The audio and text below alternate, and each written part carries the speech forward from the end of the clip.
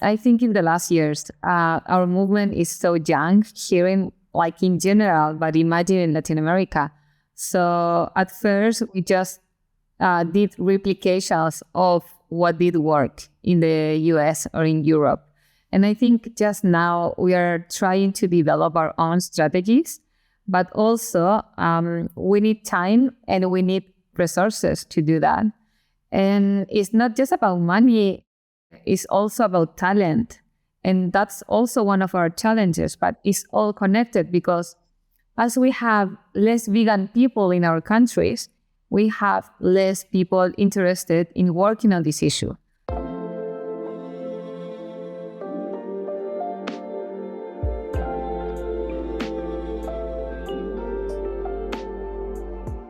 Hi, my name is Amy. And my name is James. And this is How I Learned to Love Shrimp, a podcast about promising ways to help animals and build the animal advocacy movement. A short but sweet episode this week from Ignacia, author of a recently released book, CEO of a leading organisation in Latin America, and mother to 2 small kids. So we're delighted that Ignacia took time out to talk to us about her experiences right across her contributions for animals.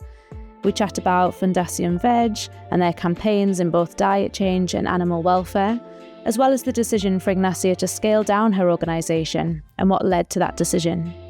We talk about the importance of country context in campaigning and the challenges when working in this field across Latin America.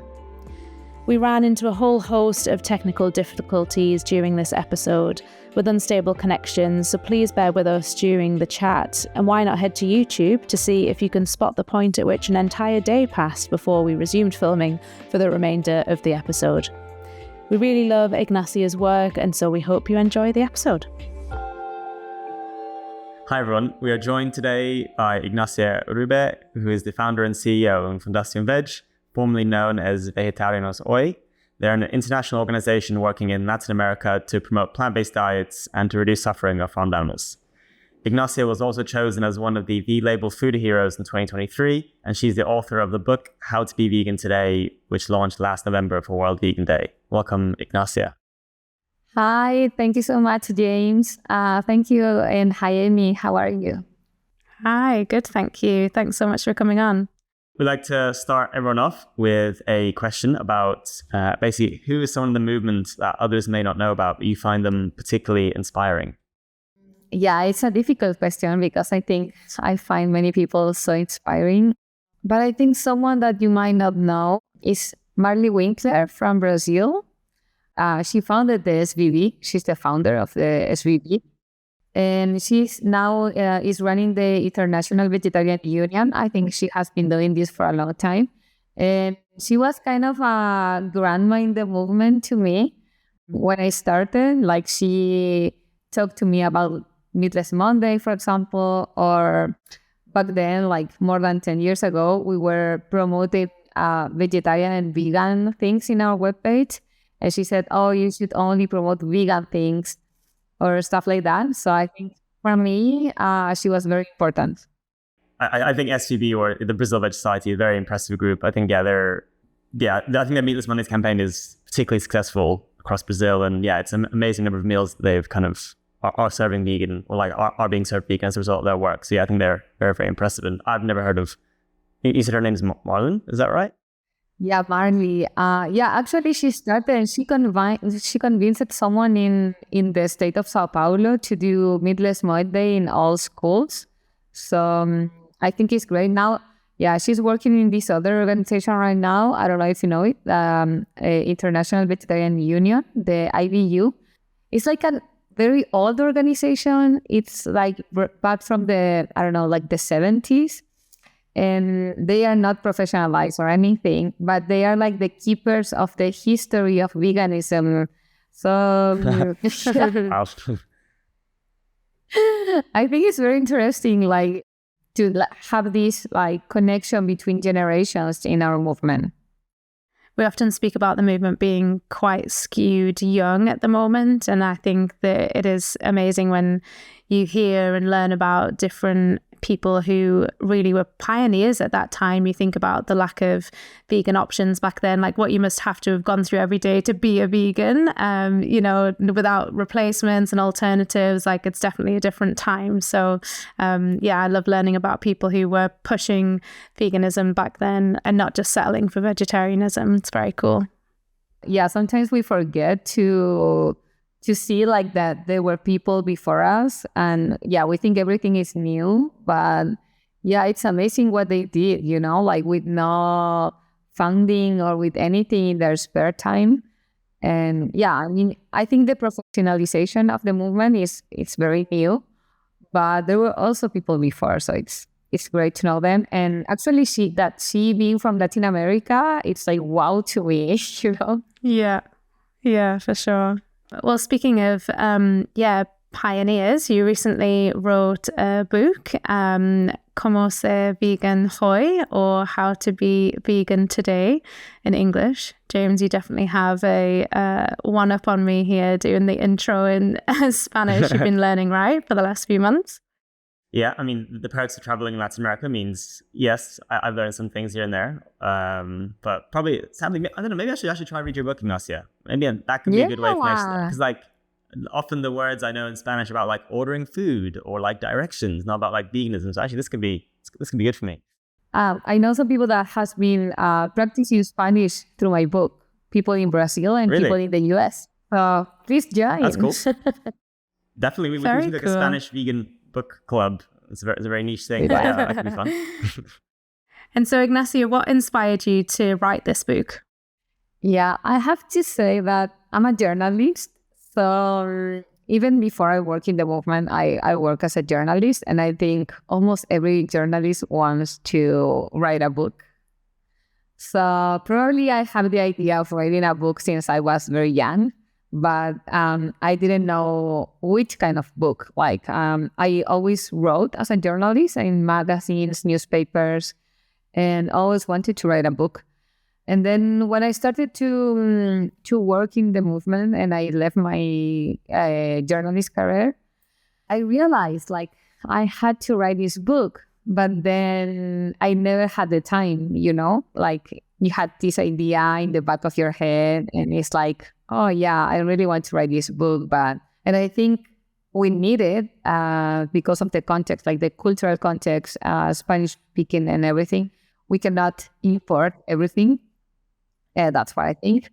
In 2022, one day I said, okay, I'm never gonna write this if I don't have a pressure on it, So I have different ideas. Like, I can apply to a grant to write a book, for example, and then I'll have the pressure of the grant.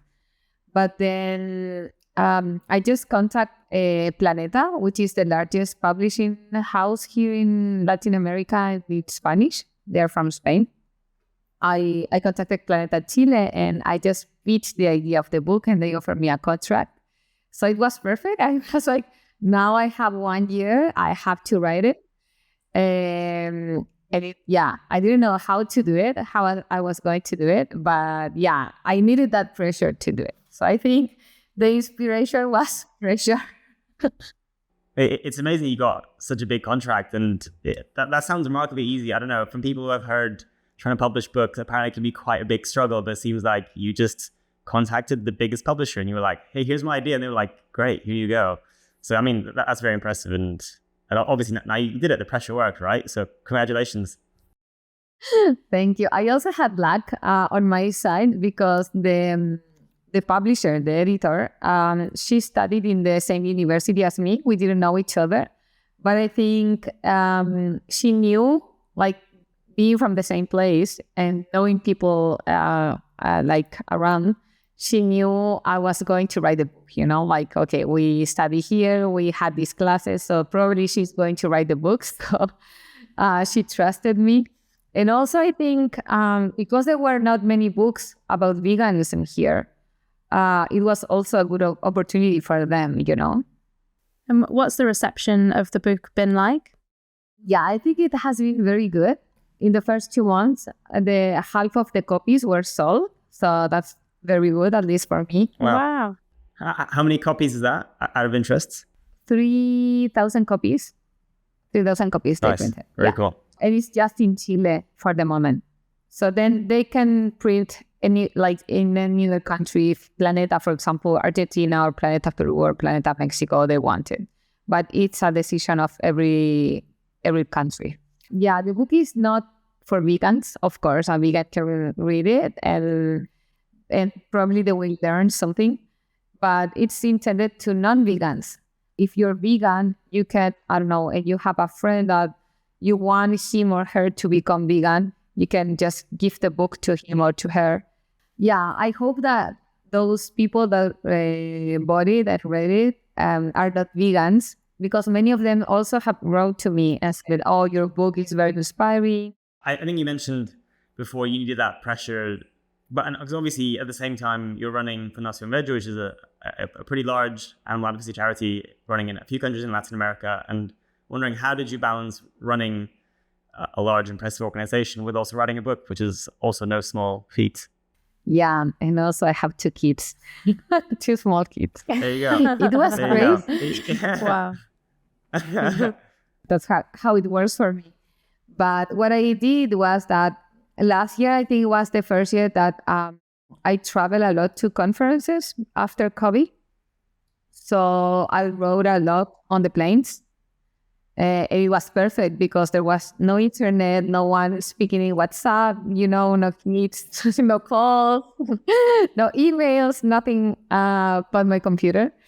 And so it helped me a lot that this year I'm going to travel less because I don't have to write a book. And also I think that the difficult part was to find the tone, how we say in Spanish, like how you are going to say what you want to say. But after that, I'll say that 90% of the book, I wrote it in 2 or 3 months. Like after you have that, it's like, and you have all the information, it's just writing. Yeah, just bringing it all together, like compiling the ideas that you already have in your head. It's just collating them right and putting it into something, readable and enjoyable. I love to say to this question, like, oh, I wrote from 9 to 12 every day or something like that. But of course I didn't. Yeah, I woke up at 6 a.m. Exactly. What I did was I ran the organization during the day, and in the night or in the trips, in planes or in the hotels, I wrote a lot. I mean, it's a much better use of your playing time. I'll often watch like Lord of the Rings for like the 5th time or something. So I think this sounds much more productive. So I feel inspired that I should do something more productive with my travel. Now I get into planes and it's like, oh my God, I have free time. I don't know what to do because I'm booked, right? Yeah, you can just relax. Well, I guess relatedly, would you ever write a book again? Or what are your thoughts on, a second book, maybe on a similar or different topic? If I go back in time, I'll totally do it again, like this book. But I don't have the idea of writing another book. I think I can still work with this book for a long time, trying to get it published in other countries, for example, or translated. I have a friend who is also a journalist. She's not vegan, but she wrote the book. And she said, oh, you know what? Every chapter should be a book. And I was like, okay, you write it because I'm not going to write it. That's great. It must mean that it's very rich with content if they're suggesting it could be expanded. That's a good, good feedback to have. And how do you think it compares in terms of kind of impact in your role? Obviously, you founded this organization, you're the current CEO. It's a big responsibility and having a lot of impact in Latin America. How do you think that does compare in terms of impact relative to that day job? It's a very good compliment because I see my job as a professional activist, So I think the book is a way to get into new places where usually I or the organization, we didn't have access. Starting for bookstores, for example, like in Latin America, if you go inside a bookstore, you don't see books about veganism. Probably some books about vegan cooking, but nothing else, like no theory or nothing to help you to become vegan. So I think it's very complementary to my everyday job, because I can also recommend the book or use the book in different places. For example, when I do like an interview with a media about the hens or the veggie challenge that we have, I can say, oh, if you want more information, or if someone asks me about that after the interview, I can say, oh, you should read my book because I speak about this there. So, yeah. And I think it's also good because I have got invitations, for example, to speak about the book in different cities, and not in vegan places, what I usually get. These are like places more like literature places, bookstores or book cafes. Wow, great. Or places like that. I think it's a very good combination of both sides. Kind of speaking of your work, I guess I'd be curious to hear more about your work at Fundacion Veg, and specifically, what are the key programs you work on, and also what countries do you focus on? We focus in Latin America. We decided not to work outside Latin America a while ago. We thought about it, but then we said, no, we should keep it here. There's so much to do. And we started in Chile 12 years ago. And we have expanded to Argentina, Peru, Colombia, and Mexico. What we do is, I think can be grouped in two sides. Diet change, so we promote plant-based and veganism all the way. And then we also do animal welfare. So we work with governments, companies, and people, but we don't do everything everywhere. It's depending on the countries and the opportunities we see where we have different campaigns. Last year, we did a very big restructure of the organization. We were like 30 people, and now we are 14, so we shrink. I think... Oh, wow. That's a big change. Yeah, it's a big change, because I also think like many organizations just want to grow.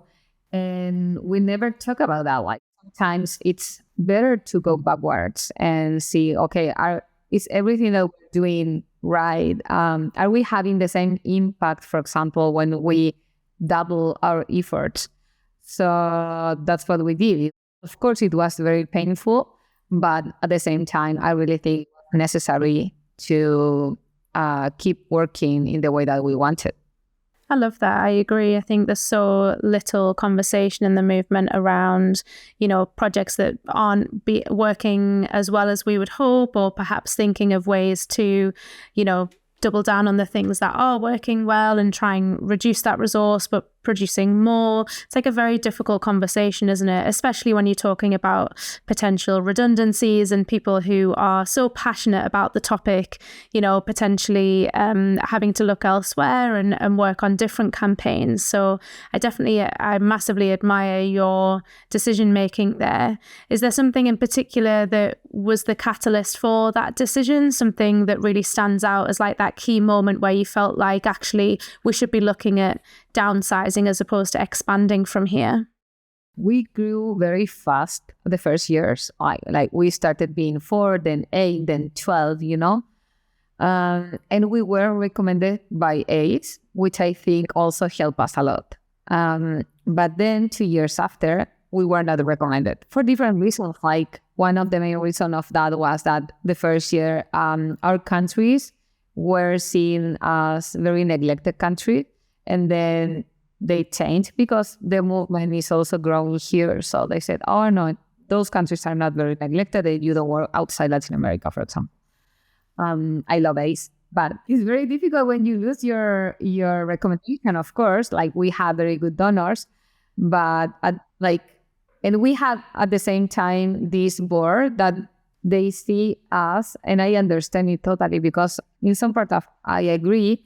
They say like we should work as a startup, like we should hire as a startup, like if try the people, and if they don't fit, they can go away in 3 months. But then you have donors asking, which is your rotation rate, So I think it's very difficult to combine both and grow very fast at the same time that everyone is happy. Yeah, and without the ACE recommendation, I found very difficult to meet all the expectations that like everyone had about the organization.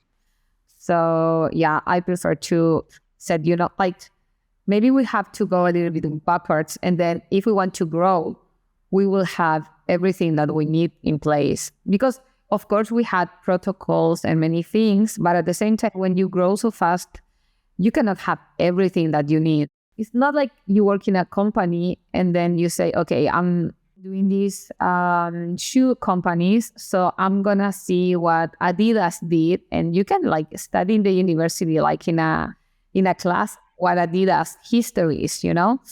We don't have that in the movement, so you don't have the real support to grow that fast, I think, without making many mistakes. So yeah, I took the decision to go a little bit backwards. And we're not small, we're 14. There are people, there are still organizations and very good ones with less than 10 people. But I think it's a very good size for us right now. I think it's a really great decision because I think too often groups can be fixated, or like leaders, like growth is good. Like if we just get a bigger budget, we'll be more effective. It's just like we just grow and grow and grow. And actually, like you said, your impact isn't necessarily correlated with how big you are.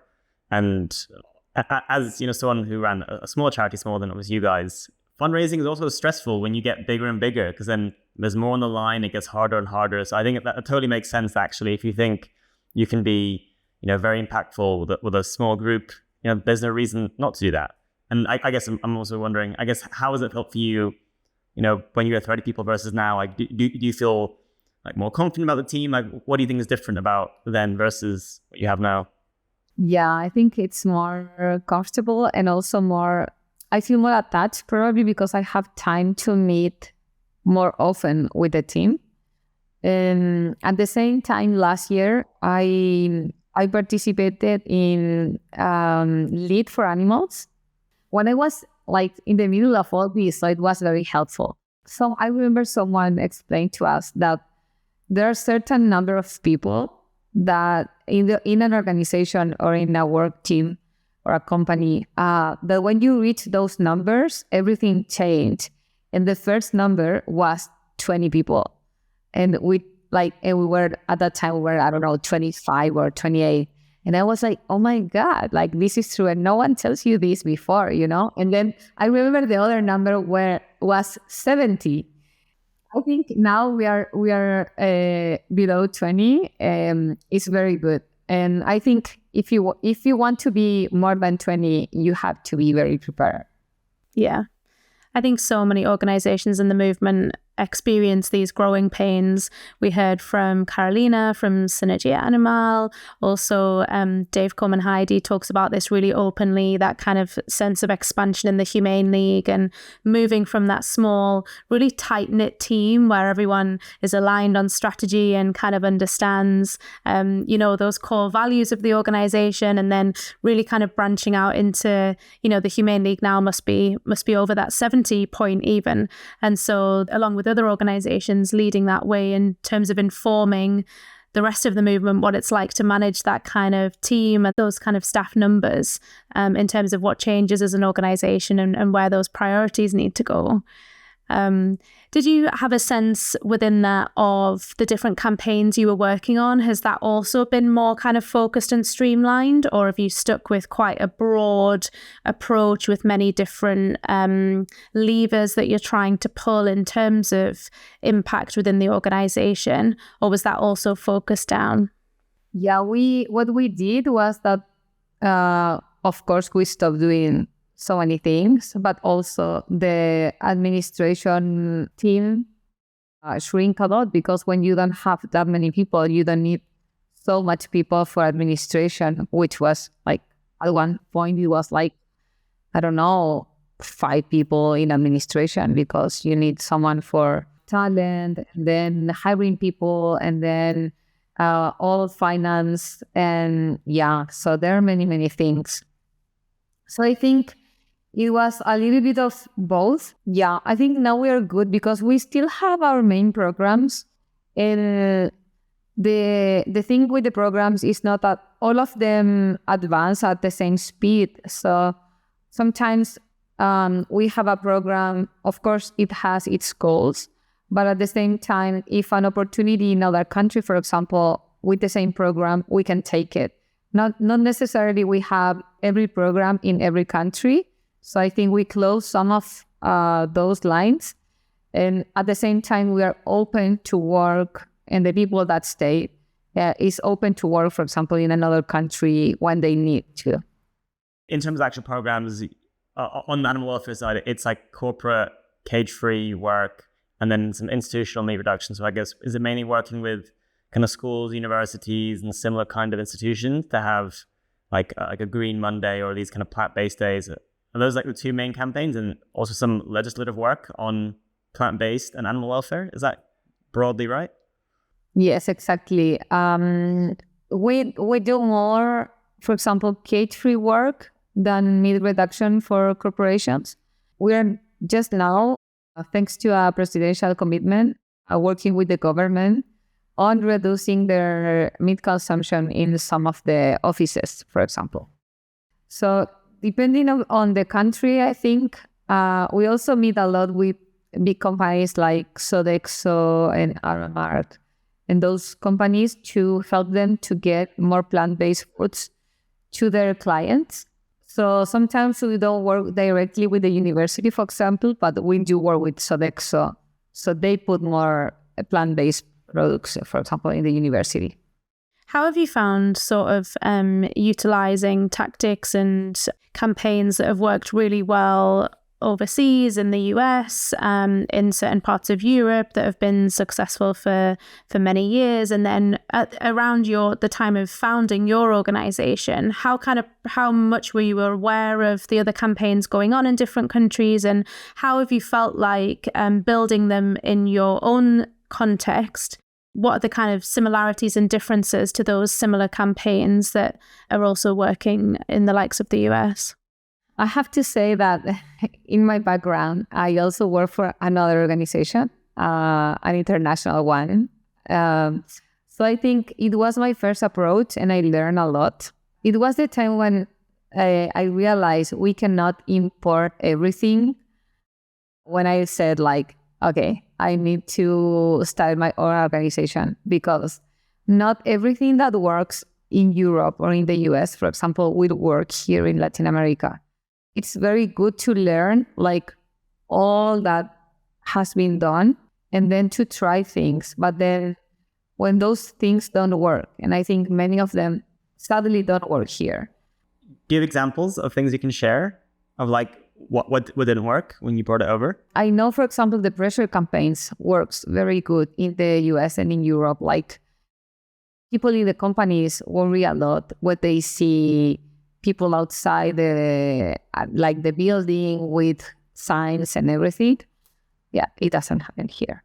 Like sometimes the buildings are not in the middle of the city, so they don't care, and activists are in front of the building and there is just like a highway. And then, for example, I know that exactly like the pressure campaigns, when you talk to someone in the US or in Europe about like, oh, we're going to have this campaign and everything, probably because they know that our organizations are not that big. Here, I think they really don't care that much. Yeah, that's one of the examples. I think also it's something about culture, People here don't care about animals as in the global north, probably because there are more social issues. And so many people I don't agree with that, but some people say, oh, and they have said this to me, why are you talking about animals when there are so many kids starving, Yeah, of course. There is like a feeling also inside the whole culture that we have to fight from inside. And sometimes we have to change the approaches. That's one of the challenges that we have here, to have the time and the resources to think in different strategies and not replicate, everything. I think that's so crucial and so relevant for the success that you've had and the success that many organisations that just start up need to sort of have the confidence to have, is developing their own strategies, looking at what works for their country context. I'm interested to know, what is your response to the opposition or people, suggesting that we should be looking at humanitarian issues first? Do you have kind of a statement that you've managed to compile that links some of those issues that people are facing and the animal agriculture industry? Yes, we don't have like a statement, but we, of course, we try to explain that everything is connected. But I think there is also a very strong cultural thing in Latin America trying to oppose these kind of ideas, and because we were already colonized before. So I think when some ideas come from outside, they have a stronger opposition, For example, it's very common that, I don't know, like I go to the government and I say, oh, you know what? The health organization already said that meat does, like, cancer, for example. And they say, oh, but we don't have Chilean studies saying that, But it's like, come on. They already did all this, Yeah, I think in Latin America, sometimes, that has a lot of weight, like this vegan thing that is coming from abroad and is imported. So that's what I think it's very important, that we develop our own strategies and we develop our own everything, like our own leaders, our own books, our own everything. So it feels that it's part of our culture and it's not something that we just imported. You said you adapted your tactics, and you said, some of this stuff when you protest outside companies, like that happened in the US and Europe, it doesn't work so well in Chile or other countries in Latin America. So I'm wondering, how did you innovate, and what tactics do you find that works for you to actually pressure these companies or work with these companies to be better on animal welfare or be better on plant-based food in lunches or whatever? I have to say that we don't do the protest outside the buildings. We have never done it. We're always the good cop, because as we work with companies in animal welfare, our tactic is that we're always the good cop because we want also them to work in the diet chain. So if you are the bad cop in welfare, you cannot do diet chain. So I think that has been one of our approaches. And then we mix a lot both. For example, if one company does a diet change, then we offer them the animal welfare. And it works both sides. Like if someone does a commitment about being cage-free, then we offer them, you can have a vegan option, for example. Yeah, we also work in the traditional way, for example, the good cop and bad cop with other organizations as well. So I think that works a lot. But usually, sometimes that they get angry because of the protest, and they think we're all the same. And it's also like backfire. You never know. But it's not, what I want to say is not that, I don't want to say easy, but it's not like, usually when I see a campaign, because we are part of the Open Win Alliance, when I see, for example, the launching of a campaign in Europe or in the US, and you see all these organizations coming together, you know the results, and you know that they are going to have a commitment. And sometimes here, it doesn't work like that way. So I don't have all the answers, but I think we have to be innovating all the time. And do you think you have kind of sufficient time from funders, I guess, ultimately, to be trialing different tactics? A lot of organizations are under pressure to get commitments. That's what we want to see. That's how we're going to have progression. Do you ask for, or are you sort of granted opportunities to have time to experiment with different approaches?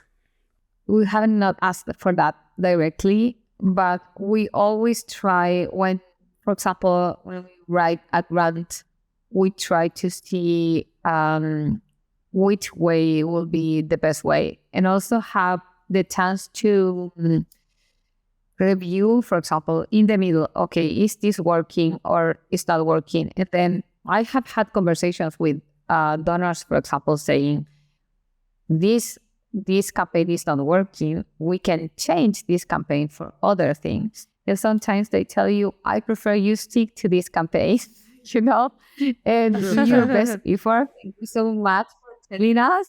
Can I try to understand that? So you were saying you think one of your campaigns isn't working very well, so you want to change it. And the donor said, no, you should keep it as it is and just keep doing what you're doing. Is that kind of right? No, I mean, I said this campaign, like the whole campaign, is not working like the way we expected. So we can change this for another campaign, like another animal probably. And sometimes they say, no, I prefer you to stick in hands, even if it's not working. And then we say, okay, we would strategize inside that, So yeah, we're trying different things inside the same. But sometimes when everyone is doing handwork and you don't have that many commitments in these countries, sometimes I feel like you should try to help other animals, Is that because you feel like you're almost, exhausting the low-hanging fruits, like all the companies that are more likely to commit, have kind of committed by now because you've been working in them for a while, so everything is just getting harder and harder? Is that your experience? Yes, totally. And not just in Chile, also in Argentina or Colombia. Actually, for example, one of the things that we stopped when we did this restructuration, we stopped doing the handwork in Argentina, for example, because there were no results. And it's probably the country where people tell you most about, like, why are you doing this for the animals at the same time that we have all these kids and all these people and everything, in need. So yeah, one of the countries that we stopped was Argentina because we could stop, We are keep trying, but it's very difficult. So you've spoken about some of the challenges, perhaps expanding quickly and the challenges that brought. What are some of the biggest kind of successes that you've had as an organisation? And perhaps you could just name a couple that you're particularly proud of in terms of the impact that they've had in the regions within which you work. Yeah, if I have to choose, I would choose two. One is the presidential commitment that we have. We got it when Gabriel Boric, which is now the Chilean president, was a candidate. He signed with us a commitment of 10 points to help animals, and especially farm animals. So 6 or 7 of the points were farm animals. So we're working a lot on getting him to accomplish this. So now we're working very hard on that. Can you expand a little bit more about what that commitment is and what the point system means? I'm not familiar with the system there. I said points because it's like the translate of Spanish, but it's not like he's going to earn points or anything. It's just like it has 10 different things that he said he was going to accomplish if he was president. Now he is president. So one of the things is to support the bill for banning cages for hens. That's one of the points. Another one is to promote plant-based foods inside the government. Another one is about fishes, like have their welfare laws for fishes. So it's like 10 of them, but 6 or 7 are about farm animals. Just one has been accomplished, which is the one for banning the test in cosmetics products. So that one is the first one that he accomplished. We put that on the commitment, but it was a law introduced by other organizations. Well, there were many laws, and they just are combining one. And yeah, we're working on that. So we have often meetings, for example, with the team of the president, with the presidential team. We haven't met him yet, but we work with them trying to see which are the best ways to accomplish this commitment he did. I think the other one is related. So we were talking since many years with the system that gives the food for the public schools in Chile. So they can have, ideally, a vegan option, but a plant-based day like Meatless Monday to start at least. So now we have this commitment. We said, oh, you know what? Like now the president has this commitment, so we can advance, like move it forward on this. And since this year, actually since March, when the school system started again this year, they have one plant-based day in every public school. So I think that is like the other win, that it was huge for us. And it's not for all students. It means just for the older ones first, and then they want to expand to the kids. But we could accomplish that because of the presidential commitment, for example. And I hope it stays after this president, because we're going to have elections in 2 years. That's all amazing. I think to get the president to pick, to commit to 10 seemingly quite impressive and broad things to help farmed animals or other animals, I think is amazing. And then to get every public school to have at least, or to have one plant-based, I think it's like two huge wins. So I think congratulations. And yeah, I guess now is the tough bit of like implementation, right? It's trying to chase the president while he still has power, saying, hey, you said you do these 9 other things. So I can imagine that's hard, but very important work. So yeah, I mean, those are two, huge wins in my eyes. So there's something else I've seen recently in an update from you and your organization, which is really exciting. And that was around the Senate language case. I'd love to know more about what happened there and how your organization contributed to the success of the case so far. In 2019, some congressmen introduced a bill to define the term meat. So they said it is just for animal flesh. And the bill was, we say, sleeping in the Congress for a while. But then in 2022, they started the discussion of it and in the Agricultural Commission. And that's when we decided to step in and participate in the commission discussion. We went twice to the discussion there. And then we also lobby a lot of the other congressmen. But the thing was that during these, things went a lot worse, because some of them asked to include that other words as burgers, sausages, ham, also could not be used if they were not from animal flesh, or if they had less than 50% of animal flesh in it. So yeah, right. That was like the worst scenario. And then we lobbied the Senate, and we got that they went back to the original bill, the original project, where just for meat and for like the meat word, and also for probably cultivated meat, it's going to be like that. And then we also got the Ministry of Agriculture to support this in the final session of the Congress, which was this week. And then finally, everyone voted that, okay, you cannot use the word meat for plant-based meat or for cultivated meat, but then you can use it for ham or sausages or burgers, always that they stay in the package that they are plant-based. So, yeah, it was very hard because we had to put aside a lot of our own projects that we had during this time to fight this battle. Yeah. And yeah, I think it's kind of a victory, but it's like, I don't know if you use this in English, but we say in Spanish like a Pyrrhic victory. Like you win something.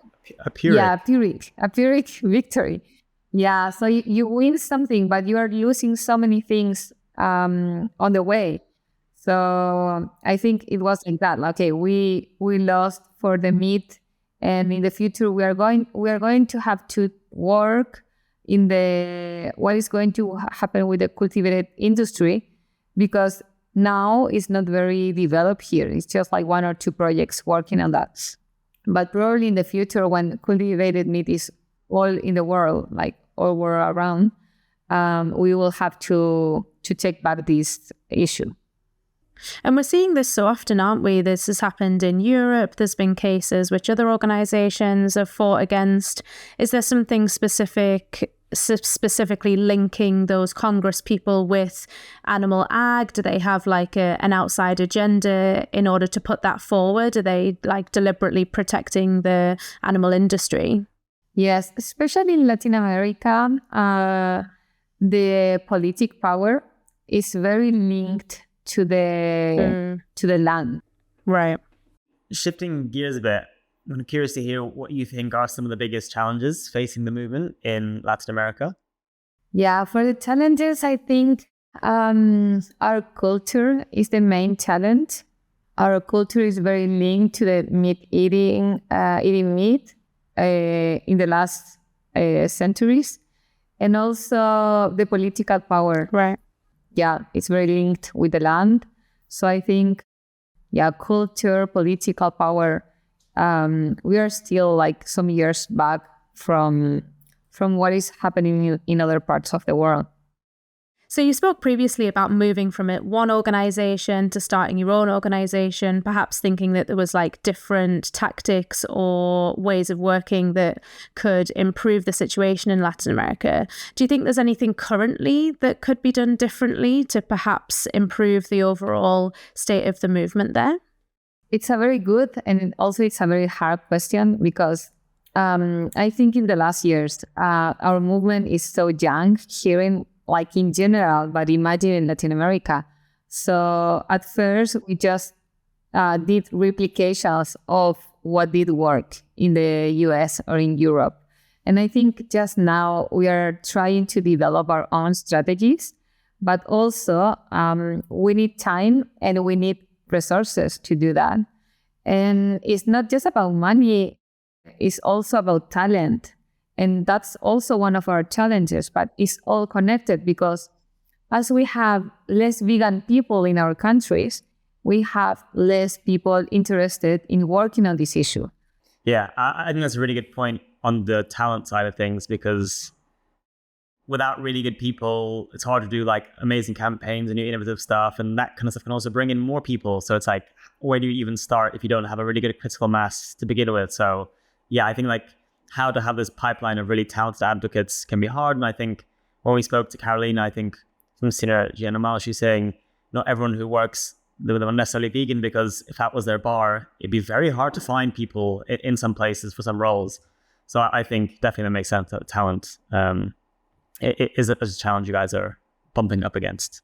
Thank you for sharing all that kind of wisdom and talking about the various bits of whether it's your book and the journey and, scaling down your organization to 14 people. This has all been very interesting to us. Thank you. Thank you so much.